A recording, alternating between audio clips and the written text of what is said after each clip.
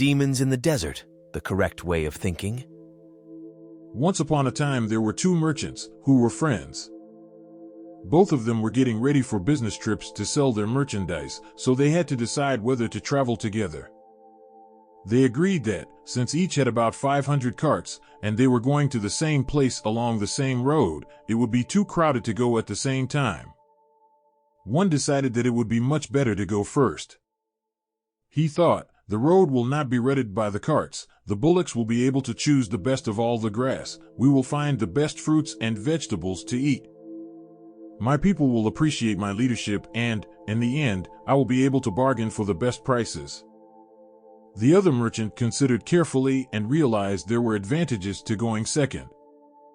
He thought, my friend's carts will level the ground so we won't have to do any road work, his bullocks will eat the old rough grass and new tender shoots will spring up for mine to eat. In the same way, they will pick the old fruits and vegetables and fresh ones will grow for us to enjoy. I won't have to waste my time bargaining when I can take the price already set and make my profit. So he agreed to let his friend go first. This friend was sure he'd fooled him and gotten the best of him, so he set out first on the journey. The merchant who went first had a troublesome time of it. They came to a wilderness called the waterless desert, which the local people said was haunted by demons. When the caravan reached the middle of it, they met a large group coming from the opposite direction. They had carts that were mud-smeared and dripping with water. They had lotuses and water lilies in their hands and in the carts. The head man, who had a know-it-all attitude, said to the merchant, "Why are you carrying these heavy loads of water? In a short time you will reach that oasis on the horizon with plenty of water to drink and dates to eat. Your bullocks are tired from pulling those heavy carts filled with extra water, so throw away the water and be kind to your overworked animals."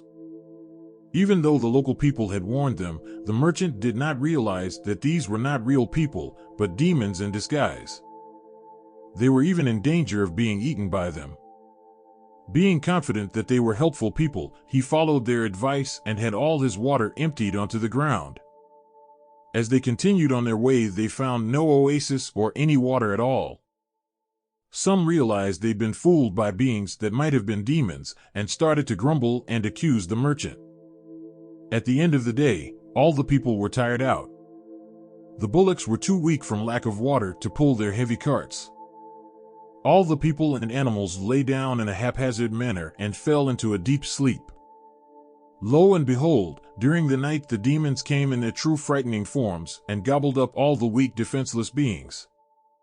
When they were done, there were only bones lying scattered around, not one human or animal was left alive. After several months, the second merchant began his journey along the same way. When he arrived at the wilderness, he assembled all his people and advised them, "This is called the waterless desert, and I have heard that it is haunted by demons and ghosts. Therefore we should be careful. Since there may be poison plants and foul water, don't drink any local water without asking me." In this way they started into the desert. After getting about halfway through, in the same way as with the first caravan, they were met by the water-soaked demons in disguise. They told them the oasis was near and they should throw away their water. But the wise merchant saw through them right away. He knew it didn't make sense to have an oasis in a place called waterless desert.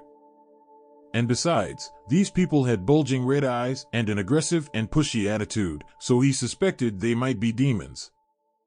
He told them to leave them alone, saying, "We are businessmen who don't throw away good water before we know where the next is coming from." Then, seeing that his own people had doubts, the merchant said to them, "Don't believe these people, who may be demons, until we actually find water. The oasis they point to may be just an illusion or a mirage. Have you ever heard of water in this waterless desert? Do you feel any rain wind or see any storm clouds?" They all said, "No," and he continued, "If we believe these strangers and throw away our water, then later we may not have any to drink or cook with, then we will be weak and thirsty, and it would be easy for demons to come and rob us, or even eat us up. Therefore, until we really find water, do not waste even a drop." The caravan continued on its way and, that evening, reached the place where the first caravan's people and bullocks had been killed and eaten by the demons. They found the carts and human and animal bones lying all around. They recognized that the fully loaded carts and the scattered bones belonged to the former caravan. The wise merchant told certain people to stand watch around the camp during the night. The next morning the people ate breakfast and fed their bullocks well. They added to their goods the most valuable things left from the first caravan. So they finished their journey very successfully and returned home safely so that they and their families could enjoy their profits.